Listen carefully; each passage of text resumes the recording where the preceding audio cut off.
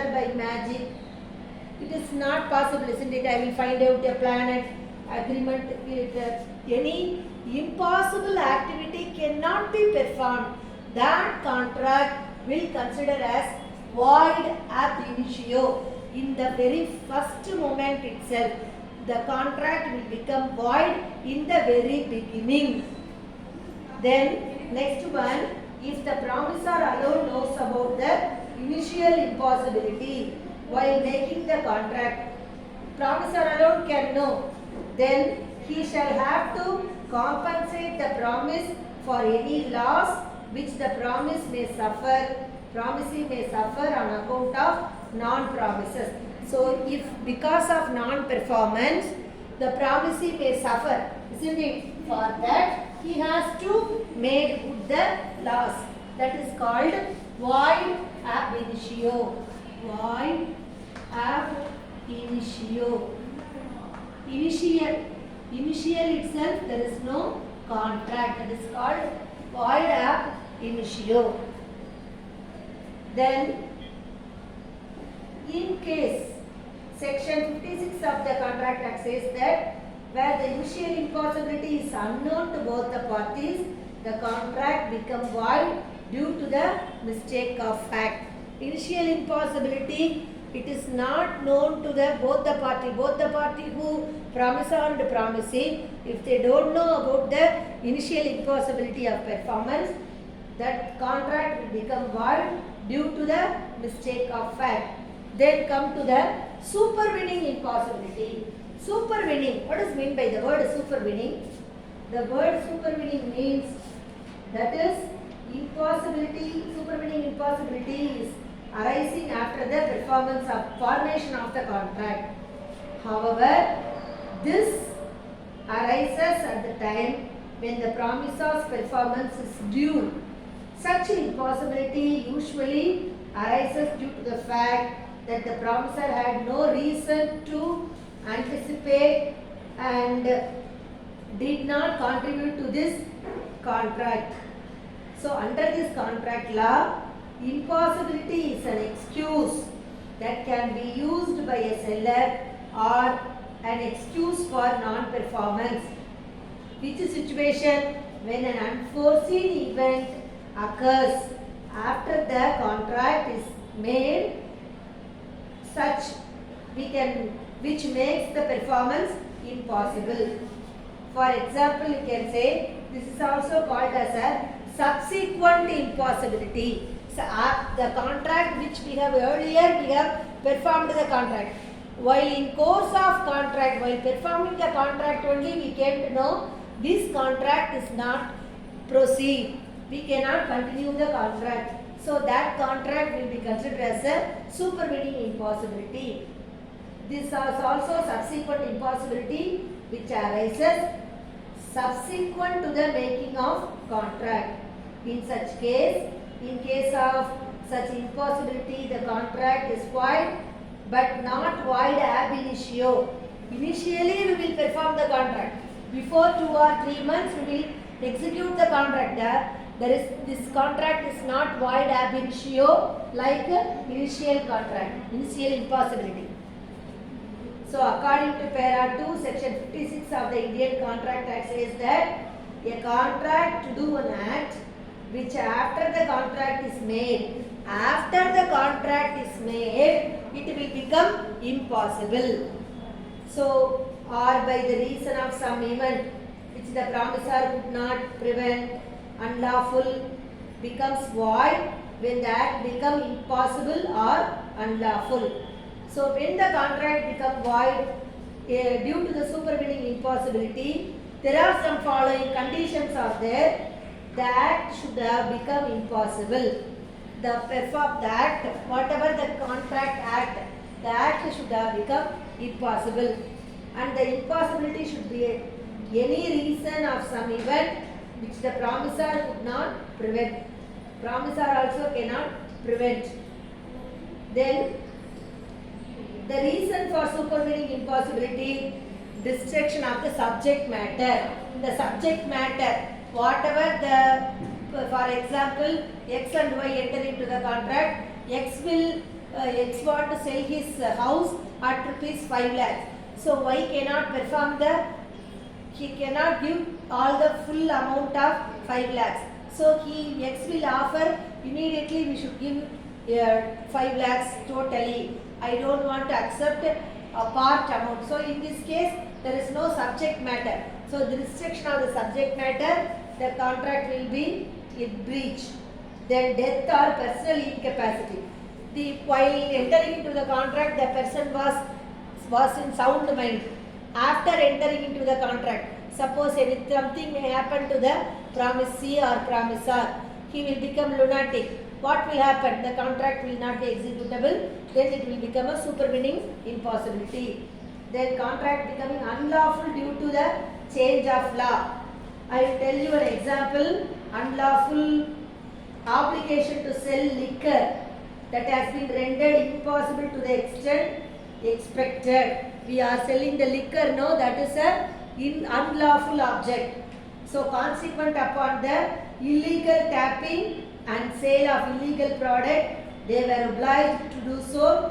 Therefore, this is a supervening impossibility of performance of contract to sell liquor. This is a unlawful object. We are not supposed to sell this kind of social which will affect the society. Then next one is cessation of state of thing on the existence of which contract was based. And if there is any declaration of war, that also there will be a supervening impossibility. We can't execute the contract. So a contract will be discharged if its performance is become impossible. The rule of impossibility of performance is based on when the law does not recognize what is impossible. Law does not recognize which is impossible. And next one, what is impossible does not create an obligation. So according to the section 56 of the Act, all the Act to do impossible act are void. Impossible. I will take you to the Mars planet. I will find out a new planet. So that contract, it is impossible thing. So it has become void. Then there are two types of impossibility of performance. Impossibility existing at the time of agreement. While the agreement itself, that is called initial contract. Initial impossibility. That is void ab initio in Latin word. When the very beginning itself, the contract become void. We cannot execute the contract. Then impossibility arising subsequent to the formation of the contract. We will form the contract. After the contract was formed, the particular person were died, or the particular person will become lunatic, or the particular person will become insolvent. There are so many reasons. There is no destruction of the subject matter. There are so many reasons to become the imperformance, non-performance of the contract, discharge of contract or breach of contract. Then on the other hand, the impossibility of performance existing at the time of performance of contract may be either it is known to the party, not known to the party. Both the party can know. Here incapacity of the person. So suppose X and Y both are entering into the contract. After 2 or 3 months, Y become lunatic. What will happen? It will know to each other, isn't it? So immediately X will cancel the contract. That is a supervening impossibility.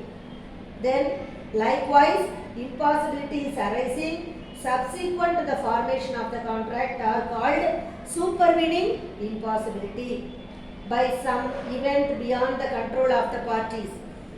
Any situation may come, any other natural disaster may come, we cannot execute the contract, any declaration of war or anything, cessation of state of thing, anything may change, and death or personal incapacity, and the contract becoming unlawful due to the change of law. Already I have told you, no, unlawful object, unlawful contract, selling as a liquor, that is socio-anti thing. We cannot do this kind of business. So by some act either of the promisor or of the promisee. So any other promisor or promisee can not accept the contract because the destruction of the subject matter of the contract. They can cancel the contract. If a promisor may die or promisee may die, then it will become a supervening impossibility. Now let us move on to lapse of time. Already we have seen X promised Y to deliver the rice on 30th of January. For example, you can take. But he forgot to deliver the rice to Y on 30th of January. He will deliver the rice at February 1st or 31st of January. So the contract will not be performed because of lapse of time.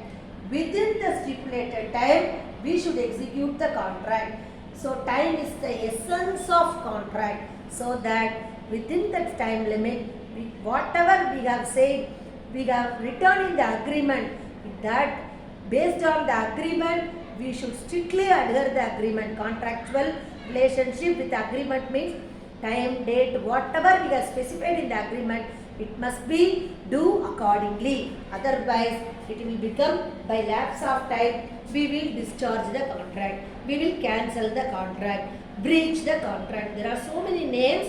So often I will say all the names together, all the name consist of same meaning. Now let me explain about lapse of time. So according to the Limitations Act 1963, a contract may be performed within the specified time. If it is not performed within this time limit and against which no action is taken by the promisee in the court of law within the specified time, then the promisee is deprived of his remedy at law. In such case, the contract is discharged because he wants to give to the party, isn't it? He is running, for example, X is running a provisional store. So he has ordered to Y all the rice, variety of rice. So on the particular date, X has promised to give all the customer, I will provide a variety kind of rice is coming. The goods is coming on 30th June. So on particular 30th June, all the customer will come and ask X. At that time, he cannot deliver the goods to the customer. So he will cancel he will get not a good name from other customer, isn't it? So because he is going to get the bad name, because he is not delivering the goods on time, he is not keep up the promise. So nobody will come again to his shop and get the product. So because of that reason, promisor or promisee will suffer. For that reason, we must execute the contract within the time limit. Time is the essence of contract. What is by lapse of time? We can see the contract is discharged by lapse of time. Next one, the Limitation Act. In this Contract Act, we are not specifying about the lapse of time. Limitation Act says that period of limitation for various contracts. For instance, trying to recover a debt is 3 years of its payment becoming due. If any debt is after more due was over, for example, we have received a debt of 50,000 rupees from X.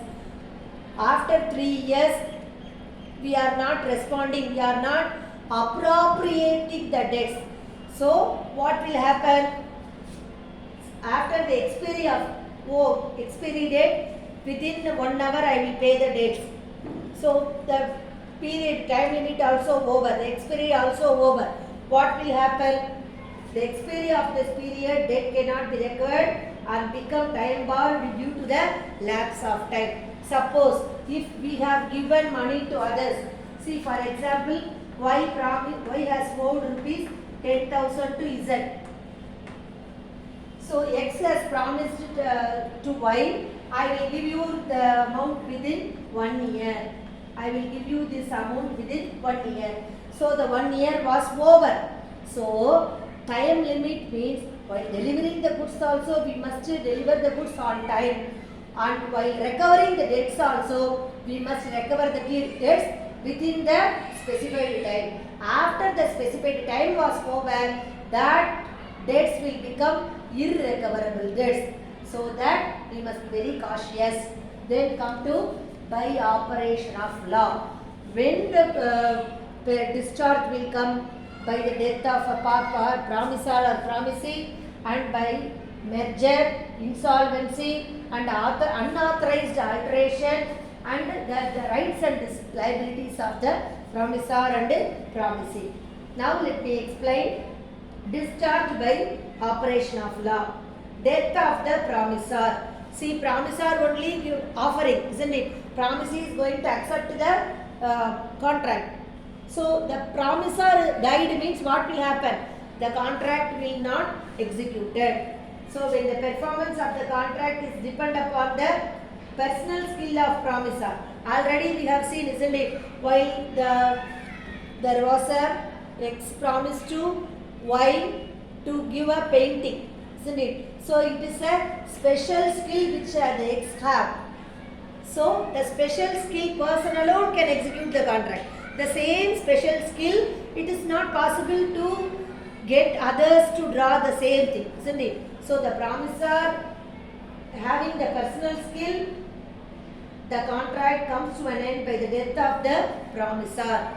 So the particular person is having the personal skill that cannot, but the particular person died means what will happen? That contract cannot be executed. Then by insolvency, if a promisor is declared insolvent, he is discharged from his liability. Suppose a promisor will become insolvent means as per the law, nobody will disturb the insolvent person. So he is discharged from his liability. Then next one, in case of merger, when an inferior right occurring to a party merges in superior rights occurring to the same party. So the earlier contract is discharged. For example, I will tell you, X took a land on lease and later on he purchased it. See, first he is taking a lease. Later, after 2 or 3 months, X is going to purchase the same land. That is called merger. First we are taking the portion of land as a lease. Lease means what? What is in Tamil we call it as a kuttagai, isn't it? So for that we are first we are testing. After that we are going to after seeing the business how they are moving, how the business was running. After 2 or 3 months we will purchase the same land. Then now he become the owner of the land and the earlier contract of lease is terminated. While the lease contract was before getting the lease, he will enter into the contract. After he purchased the same land, that land he is the owner of the land. He become the owner of the land. So he want to terminate the lease contract agreement. That is called merger.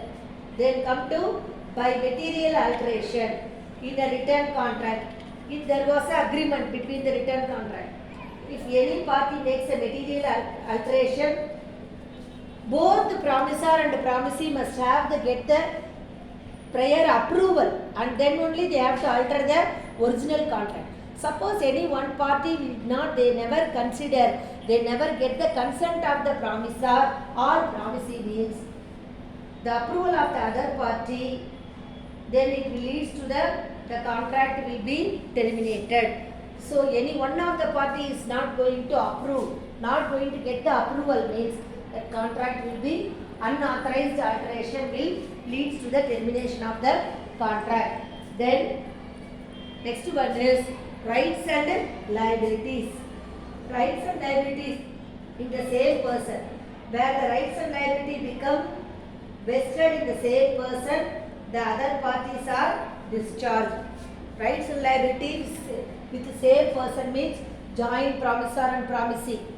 Then the other person will be, the other parties are discharged. Then next one move on to the remedies for breach of contract. What are the remedies? Let us see the remedies of breach of contract.